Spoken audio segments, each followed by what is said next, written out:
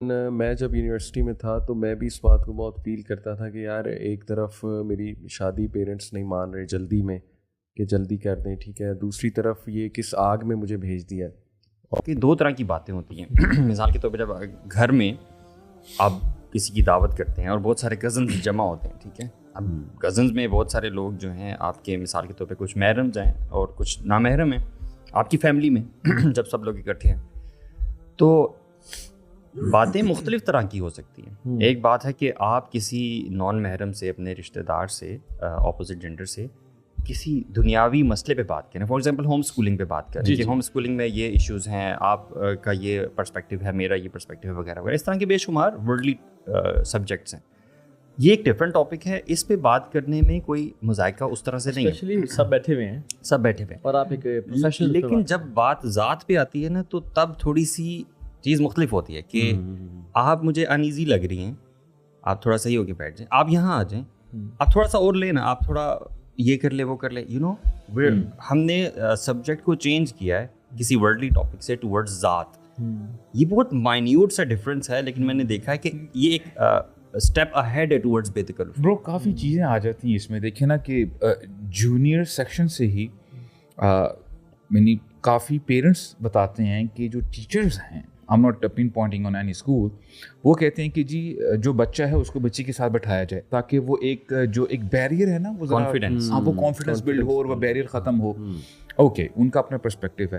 لیکن جب چیزیں آگے بڑھتی رہتی ہیں اور جو کو ایجوکیشن ہے اور پھر تھوڑی سی بے تکلفی بھی ہو جاتی ہے، جس کو کہتے ہیں نا کہ پروجیکٹ سے بات ہٹ کے موسم کے حال پہ جانا، میں اس کی بات اچھا، اس کے ساتھ ساتھ ہوتا ہے کہ دیکھیں کتنی چیزیں یعنی آتی ہیں.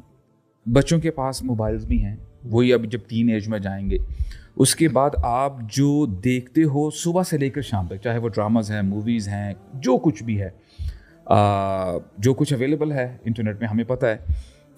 اور اس کے ساتھ ساتھ ان کے پرسپیکٹیو سے بھی دیکھا جائے نا، یوتھ کے پرسپیکٹیو سے. ایون میں جب یونیورسٹی میں تھا تو میں بھی اس بات کو بہت فیل کرتا تھا کہ یار ایک طرف میری شادی پیرنٹس نہیں مان رہے جلدی میں کہ جلدی کر دیں ٹھیک ہے، دوسری طرف یہ کس آگ میں مجھے بھیج دیا. اور یہ چینج ہونے سے پہلے یا بعد میں؟ ایون چینج ہونے سے پہلے میں فیل کرتا تھا کہ یار یہ ٹھیک نہیں ہو رہا. مطلب میرے اندر وہ ایک چیز تو تھی، آلدو میں آرٹیفیشیل ایکٹ کرنے کی کوشش کرتا تھا، لیکن صاف لگتا تھا کہ یار یہ ٹھیک نہیں ہے. کیونکہ جو بندہ شادی کے بارے میں سوچتا تھا نا، وہ تھوڑا ڈفرینٹ تصور کیا جاتا تھا کہ تم شادی کے بارے میں سوچ رہے ہیں. اصل میں میرے کچھ دوست تھے، ان کی جلدی شادی بھی ہوئی تھی. میرا جونیئر تھا، تو وہ اپنی وائف سے بات کرتا تھا تو ہمیں بڑا جیلسی فیل ہوتی تھی. تو بہرحال یہ کیا لائف انجوائے کر رہا ہے، صحیح بات ہے، اور گناہ بھی نہیں ہو رہا. یار دیٹس وائی سبحان اللہ، جب ہم نے بات کی نا، لوگوں کا اچھے فرینڈ سرکل میں ہونا، یا پھر ایسے بیچ میں لوگ ہونا جو کہ out of the box against the flow steps لے لیں. ایسے ہی کیونکہ ہمارے ذہن میں شادی واز اے ویری عجیب کانسیپٹ. شادی واز اپنے آپ کو جیل میں بند کر دینا. کوئی شادی نہیں، عیاشی کرو، شادی پہ ٹائم کر لیں گے. آپ کچھ کہہ رہے تھے. تو شیخ، ان کے پرسپیکٹیو سے دیکھا جائے تو وہ ایک ایسے ماحول میں ہیں کہ چاروں طرف آگ ہے. اب دو ہی چوائسیز ہیں ان کے پاس، یا تو اس آگ کو بجھانے کی کوشش کریں، سیدھی سی بات ہے، وہ کوئی چھوٹی موٹی بالٹی ہوگی ان کے پاس، ایمان کو اگر میں بالٹی سے تشبیہ دوں، یا یہ ہے کہ گیس ماسک پہن لیں تاکہ کم از کم اس ماحول میں دم نہ گھٹے اور وہ فیومز، وہ ٹاکسک فیومز نہ چڑھیں.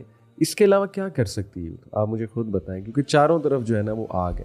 کتنا بچیں، کتنی نظریں جھکائے. کلاس میں جائے گا وہاں پہ نظر پڑنے کی چانسز ہیں، کیفے میں جائے گا وہاں پہ ہے. اللہ معاف کرے کوئی غلطی سے کسی ایونٹ میں پھنس گیا، اس سوسائٹی میں پھنس گیا، وہاں پہ کتنی انٹرمنگلنگ ہے. شادی ہو نہیں رہی، خوراکیں ہم ایسی کھا رہے ہیں کہ ایکسٹریم ہماری جو وہ ہارمونل چینجز آ رہی ہیں اتنی جلدی، پیوبرٹی کتنی جلدی آ رہی ہے. پورن انڈسٹری ایک الگ مسئلہ ہے. پاکستانی ڈراماز جو ہیں وہ الگ، جو ہے وہ سیلیبریٹیز ہمارے، انہوں نے تباہی مچائی ہوئی ہے. ڈیزائرز کا پورا ایک جو ہے نا وہ ان کے سامنے آپ سمجھیں پوری یونیورس جو ہے وہ کھڑی ہوئی ہے. تو کیا ویسے یوتھ بھی کیا کرے، سوچنے کی بات ہے بہت. میں تو واللہ اگر اپنے آپ کو اس سچویشن میں رکھ کے دیکھوں نا تو میرا مائنڈ بند ہو رہا تھا. شیخ میں کیا کر سکتے ہیں، بہت مشکل ہے. اصل میں بگاڑ ہم لوگوں نے خود ہی پیدا کیا نا. جیسے آپ نے اتنے پرسپیکٹیوز بتائے نا، سبجیکٹ کو درمیان میں رکھ لیں اور آس پاس میں ہر ڈپارٹمنٹ سے ہم نے کوشش یہی کر لی کہ ان دونوں کو فتنوں میں مبتلا کر لیں. ٹھیک ہے، جیسے کہ آپ نے میڈیا ایکسپوجر آپ نے دیکھ لیا، ٹھیک ہے، خواتین کی اب جو خواتین آ بھی رہی ہیں, جو یوتھ آ بھی رہی ہے یونیورسٹی میں, وہ کوئی کس قسم کی ڈریسنگ میں آ رہی ہے, یہ ایک بہت بڑا وہ ہے. کیا وہ ابائے برقعے میں آ رہی ہے, یا وہ جو میڈیا جس طرح سے انفلوئنس کر رہا ہے اس طرح کی ڈریسنگ میں آ رہی ہے, فیشن اور ماڈرنزم کے نام پہ, ٹھیک ہے. تیسری چیز جو میڈیا ہی انفلوئنس سے جو سوچ ڈیولپ ہوئی ہے کہ ہمیں ریلیشن شپس بنانے ہیں, بالکل ٹھیک ہے, وہ ایک چیز ہے جو دونوں کے ذہن میں چل رہی ہے الگ الگ, ٹھیک ہے. پھر میڈیا ہی کے انفلوئنس سے بے تکلفی کے جو ذرائع اور جو سوچ دی گئی ہے, ویژن دیا گیا ہے, مطلب کہنے کا مطلب ہے کہ ہر طرف سے نا ہم نے ان کو ایک وہ دیا ہے, پلیٹ فارم دیا ہے, انکریجمنٹ دی ہے, بلکہ مسلط کیا اس حد تک کہ بس جو آخری چیز رہ گئی ہے نا وہ آپ نے بس کنیکٹ کرنا ہے آپس میں ایک دوسرے سے, یو نو. اور ایون ٹو دس ایکسٹینٹ کہ parents are good with this. وہ والے پیرنٹس جو کہ عام حالات میں outside the university they would never allow کہ ہاں جی ہماری بیٹی اس بندے کے ساتھ جو ہے باہر کہیں جا کے ایون پروجیکٹ ڈسکس کرے, ٹھیک ہے, فری لانس دونوں کام کرتے ہیں تو ہم مل لیں آپس, for example. But for in the name of university, ٹھیک ہے, project discussion, good grades, education, all of this is happening with the consent of parents.